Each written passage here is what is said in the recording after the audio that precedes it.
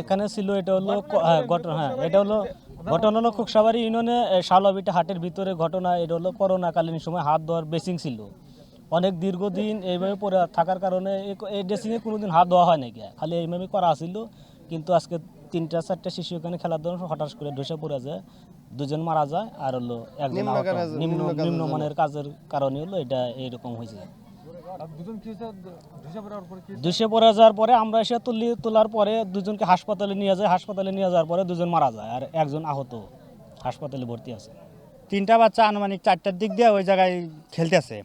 খেলতে খেলতে এমনি ওই একটা বাচ্চার মাও ছিল, যে বাচ্চাটা মারা গেছে ওইদিকে ওর মাও ছিল। ওই মাওটা বাচ্চা করার পর বসা থিয়া সাইডে গেছে আর অমনি পড়ে গেছে। তো 2টা তলে পড়ছে আর একটা সাইডে পড়ছে। ওটা হাসপাতালে, আর এই 2টা তো এই জায়গায় নিহত হয়েছে। হাসপাতালে যাওয়ার আগে এই জায়গায় নিহত হয়েছে। সরকারি থেকে ওটা করা হয়েছিল, একটা মানে একটা ঘর ছিল, করোনার দিকে করা হয়েছিল।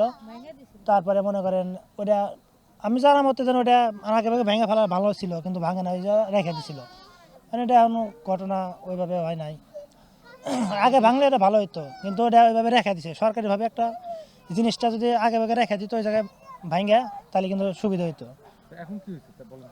এখন যে কোনো কারণবশত বাচ্চারা এখানে গেছে, এখন জিনিসটাই হয়েছে, মারা গেছে, এখন পড়ে যায়। 2টা বাচ্চা মারা গেছে আর একটা গুরুতর আহত, ওরা হসপিটালে আছে আমরা জানলাম।